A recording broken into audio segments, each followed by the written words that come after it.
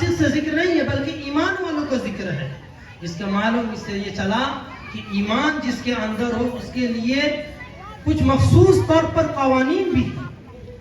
فرمایا کہ ایمان والوں جب تمہارے پاس کوئی غیر ذمہ دار شخص آئے اور کوئی بات کہے فتبینوا تو اس کو تحقیق و تفتیش کرو.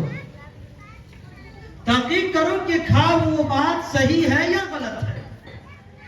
یہ بات ہمارے معاشرہ میں بہت پھیلا ہوا ہے.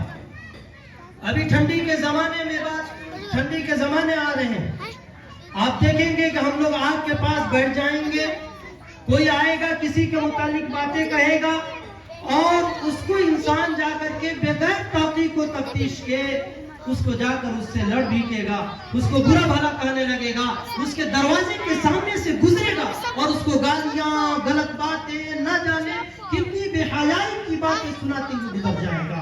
جب وہ سنے گا وہ بھی گھر سے نکلے گا اور وہ کہے گا کس کو کہتے ہوئے نکلا. پھر دونوں طرف سے باتیں گڑ جائے گی اور ایک ایسا وقت آئے گا کہ پھر وہ لڑائی ایک اونچے مقام تک پہنچ جاتا ہے جس کے کوٹ اور نہ جانے کہاں قدمے آدمی اٹھاتا ہے. پھر بعد میں افسوس کرتا ہے کہ شاید ہم یہ قدم نہیں اٹھایا ہوتا, شاید ہم اس بات کی توفیق کر لی ہوتی. جب اس بات کی گہرائی اور گہرائی تک پہنچا جاتا ہے تب یہ بات سمجھ میں آتی ہے یہ تو افواہ تھا, یہ یوں ہی اٹھا دیا گیا تھا, یہ کوئی بول دیا تھا, کوئی بات نکل چکی تھی. یہاں تک یہ بات چلے گی وہ اس سے سنا, وہ اس سے سنا, وہ اس سے سنا, تحقیق کرتے جائیے, معلوم چلے گی کہ بات میں کوئی دم نہیں اور بغیر دم کی بات بھی اتنی بڑی بات پھیل گئی. اسی کو اللہ تبارک و تعالیٰ نے قرآن میں فرمایا یا ایھا الذین آمنوا ان جاءکم فاسق بنبأ فتبینوا. جب تمہارے پاس کوئی بھی بات آئے پہلے اس کی تحقیق کرو. اس سے یہ بات معلوم ہوئی کہ اسلام جو ہے وہ امن چاہتا ہے, اسلام جو ہے شانتی چاہتا ہے, اسلام جو ہے بھائی چارگی چاہتا ہے, اسلام جو ہے وہ اخوت چاہتا ہے.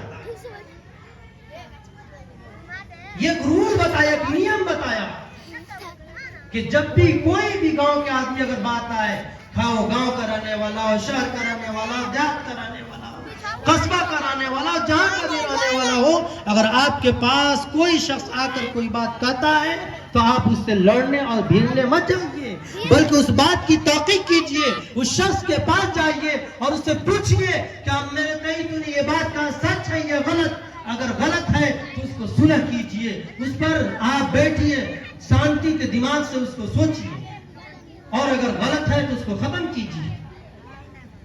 اور اتنے نہیں بلکہ قرآن نے آگے اس کے آپریشن بھی کیا, اس کو بتایا, فرمایا فَتَبَيَّنُوا أَن تُصِيبُوا قَوْمًا بِجَهَالَةٍ فَتُصْبِحُوا عَلَىٰ مَا فَعَلْتُمْ نَادِمِينَ. کہیں ایسا نہ ہو کہ تم اس افواہ والی بات میں بغیر تحقیق کے کوئی ایسا کام کر گزرو جہالت میں, نادانی میں, بیوقوفی میں, جس کو بعد میں تم کو شرمندہ ہو, افسوس کرنا پڑے کہ میں کیوں ایسا قدم اٹھا لیا. اب جائیے کورٹ کا چکر لگائیے, جائیے اب اسٹیشنوں پر گھومیے, جائیے پولیسوں کے سامنے اپنے ہاتھ کو پھیلائیے, جس کے سامنے ہاتھ نہیں اٹھانا چاہیے اس کے سامنے ہاتھ اٹھا رہے ہیں, قدم کو جھکا رہے ہیں, سر کو جھکا رہے ہیں, اس کے سامنے اپنے ماتھے کو ٹک رہے ہیں, سر بھائی کیا نہیں بکتے. تو کیوں نہیں جب اس تک کی کوئی بات ہم تک پہنچے تو اس کو پہلے تحقیق کر لیا جائے, تفتیش کر لیا جائے کہ واقعی یہ بات جو ہوئی صحیح ہے کہ غلط ہے. یہ بات ہمارے سماج میں ہے, آج ہر گھر میں ہے. گھر میں اگر بہو ہے, کوئی آ کر کہہ دیا کہ تمہارے ساس یہ کہہ رہی تھی, اب لگے بن بنانے, بات کی تحقیق نہیں ہوئی. اب ساس سنی کہ بہو ایسے بول رہی ہے, اب وہ لگی بن بنانے, دونوں میں لڑائی. اب جب شوہر آیا بات کی تحقیق کی گئی تو کوئی اس میں بات نہیں تھی, چھوٹی سی معمولی سی بات تھی, کوئی کہنے والا نہیں تھا. اسلام ہم کو ہر موڑ پر, ہر جگہ یہ ہم کو طریقہ بتاتا ہے, یہ ہم کو راستہ بتاتا ہے کہ کیسے موڑ پر ہم کو کیسے چلنا ہے. اور یہ قرآنی جو آیات ہیں یوں ہی نازل نہیں ہوئے بلکہ ایک شان نزول ہے, اس کا ایک واقعہ ہے, اس کے پیچھے پوری ایک تفصیل چھپی ہوئی ہے. ایک واقعہ ہے. واقعہ یہ ہے کہ میں واقعہ سنا کر اپنی بات کو ختم کروں گا کہ ایک قبیلہ تھا جس کا نام بنو مستلق.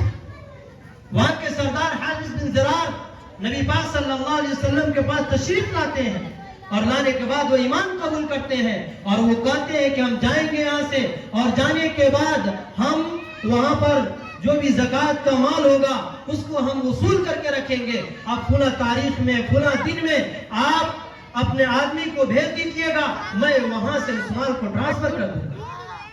لیکن ہوتا یہ ہے کہ وہ وقت اور متعین تھا. آپ صلی اللہ علیہ وسلم یہاں سے ولید بن عقبہ کو بھیجتے ہیں کہ جائیے اور وہاں سے زکوٰۃ کے مال لے کر کے آئیے. لیکن وہ ولید بن عقبہ کی اس بنو مستلق سے پرانی دشمنی تھی. وہ یہ سوچے کہ ہم چلتے ہیں, لیکن عرب کا یہ ایک خاص وتیرہ رہا ہے, ایک طریقہ رہا ہے کہ جب اس کے یہاں کوئی مہمان آتا تو گاؤں سے باہر نکل کر اس کی استقبال کرتے تھے. اور وہ لوگ نئے جو مسلمان ہوئے تھے وہ لوگ سوچے کہ اللہ کے نبی صلی اللہ علیہ وسلم کے قاصد آ رہا ہے, اس کی استقبال کرنے کے لیے ہم باہر چلے. جب ولید بن عقبہ جب گئے تو دیکھتے ہیں کہ باہر لوگ کھڑے ہیں. ان کو لگا کہ ایسا تو نہیں کہ وہ جو پرانی دشمنی ہے اسی کو بدلہ لینے کے لیے وہ لوگ یہاں پر کھڑے ہیں, ہم کو مارنے لگیں گے. اب وہ گئے اور جانے کے بعد آپ صلی اللہ علیہ وسلم سے ارشاد فرماتے ہیں کہ وہ لوگ زکوٰۃ دینے سے انکار کر رہے ہیں. اب آپ صلی اللہ علیہ وسلم خالد بن ولید کو تفتیش کرنے کے لیے بھیجے. جب وہ گئے تو وہ قبیلے والے بھی یہ ارادہ فرمائے کہ چلیے جب ان کا آدمی نہیں آیا ہم لوگ خود زکوٰۃ کا مال آپ صلی اللہ علیہ وسلم کو دے دیں گے, اور ہو سکتا ہے کہ کوئی غلطی ہو گئی ہو, کوئی پریشانی ہو گئی ہو جس کی وجہ سے نہیں آئے ہوں. جب ادھر سے یہ خالد بن ولید چلے اور ادھر سے وہ لوگ بنو مستلق قبیلے کے لوگ آ رہے تھے اور دونوں آپس میں ملاقات ہوئی تو تفتیش کیا گیا تو معلوم چلا کہ نہیں بلکہ ہم لوگ تو ان کی استقبال کے لیے باہر آئے تھے.